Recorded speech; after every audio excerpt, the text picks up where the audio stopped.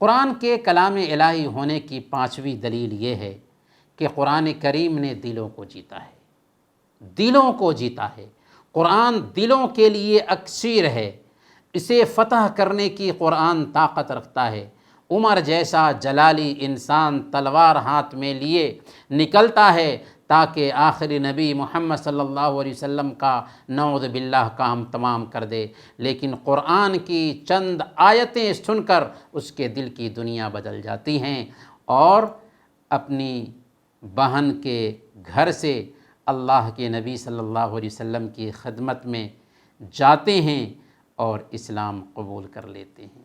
یہ قرآن کا اثر تھا کہ حبشہ کا بادشاہ نجاشی جو ابھی عیسائی مذہب پر تھا، جعفر طیار نے جب اسے سورہ مریم سنائی تو اپنے تخت پر بیٹھا بے اختیار رونے لگا، یہاں تک کہ ایک دن اسلام کو بھی گلے لگا لیتا ہے۔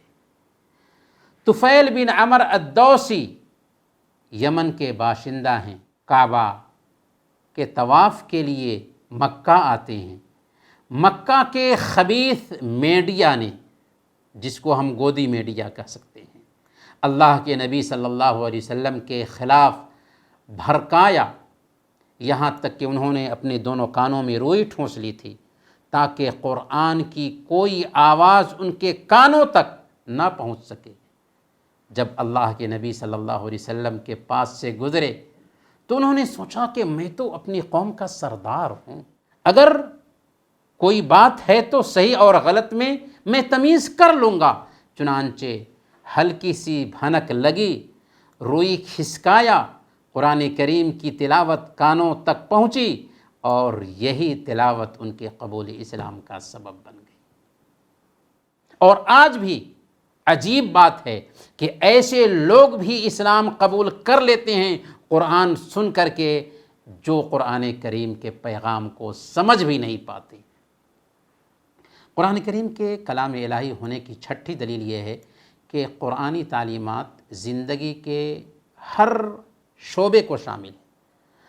دیکھیں، قرآن صرف پوجا پاٹ کی تعلیم نہیں دیتا، قرآن جہاں عقیدے پر زور دیتا ہے وہیں عبادات کا فرمولہ بھی دیتا ہے، جہاں معاملات کو ٹھیک کرنے پر ابھارتا ہے وہیں اخلاقیات کی بھی تعلیم دیتا ہے، جہاں سماجی زندگی کو بہتر بنانے کی بات کرتا ہے وہیں اکنامک کو بھی بہتر بنانے پر زور دیتا ہے، جہاں کورٹ کے رولز بتاتا ہے وہیں پولیٹکس کے رولز بھی سکھاتا ہے۔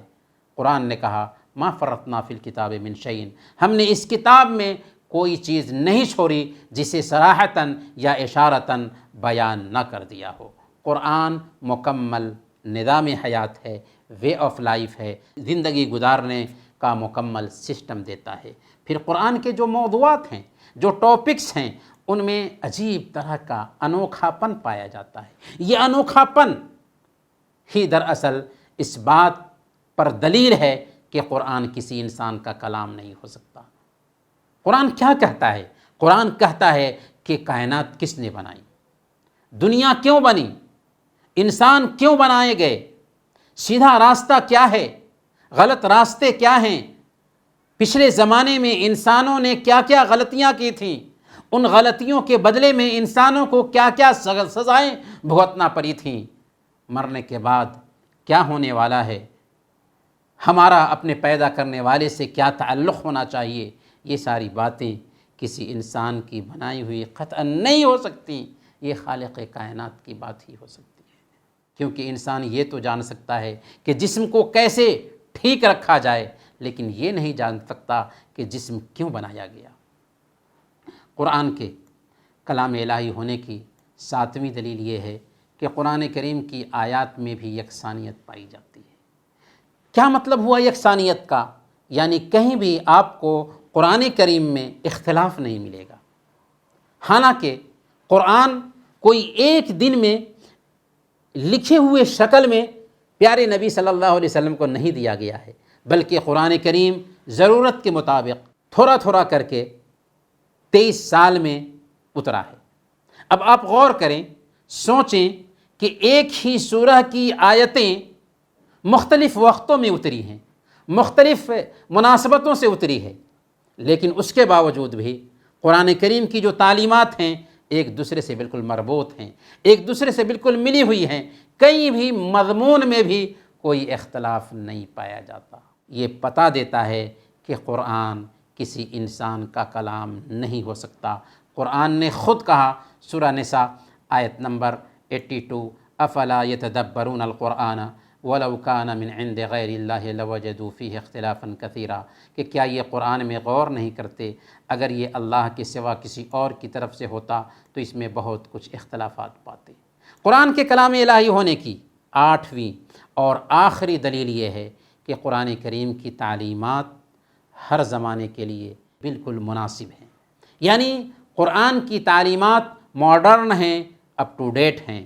ماڈرن اتنی کہ دنیا کی ساری ماڈرنیٹی قرآن کی تعلیمات کے سامنے میں فیل ہیں، اور اپ ٹو ڈیٹ اتنا کہ قرآن کی تعلیمات میں ایکسپائری ڈیٹ نہیں پایا جاتا۔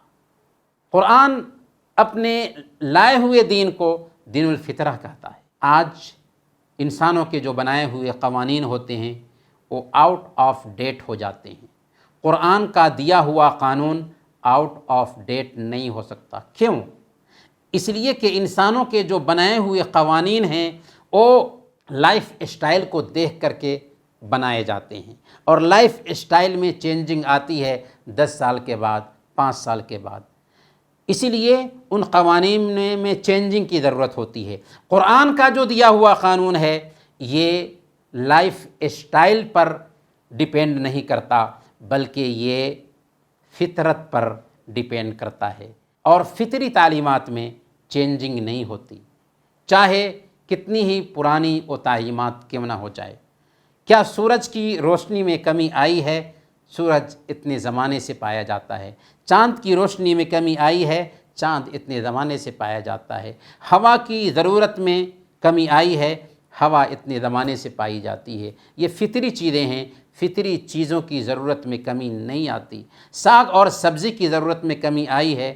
ساگ اور سبزیاں شروع سے ہی پائی جاتی ہیں۔ ویسے ہی اسلام فطری دین ہے، قرآن کی تعلیمات فطرت سے لگتی ہوئی ہیں۔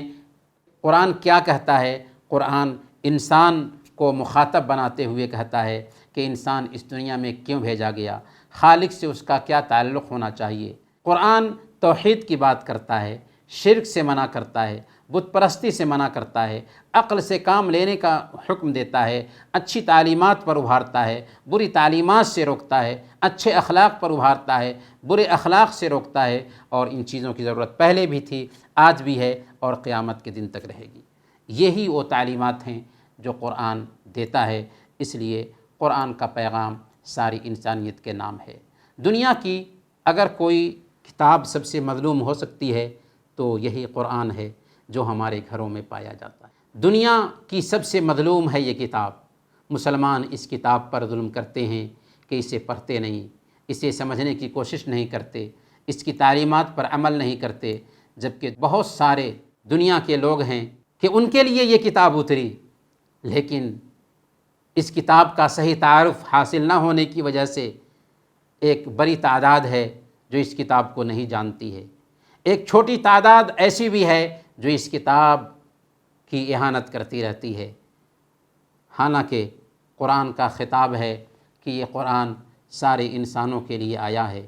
الحمدللہ رب العالمین، ساری تعریف اس اللہ کے لیے ہے جو تمام جہانوں کا رب ہے۔ قرآن کریم کی سب سے پہلی آیت یہی کہتی ہے کہ قرآن کریم کا رب تمام جہانوں کا رب ہے، تو ظاہر سی بات ہے کہ قرآن بھی تمام جہانوں کے لیے آئے گا۔ قرآن کریم سورہ الفرقان آیت نمبر 1 میں کہتا ہے تبارک الذی نزل الفرقان علی عبدہ لیکون للعالمین نذیرا، برکتوں والی ہے وہ ذات جس نے اپنے بندے پر قرآن کو اتارا جو تمام دنیا والوں کو ڈرانے والا ہو۔ ان هو الا ذکر للعالمین، قرآن نصیحت ہے صرف عربوں کے لیے نہیں، صرف مسلمانوں کے لیے نہیں، بلکہ تمام دنیا والوں کے لیے۔ یہ قرآن پوری دنیا والوں کے لیے نصیحت ہے۔ یہی ہے قرآن کا دعویٰ کہ اس کا پیغام ساری انسانیت کے لیے ہے۔ اللہ تعالی ہم سب کو اس کی توفیق عطا فرمائے، آمین۔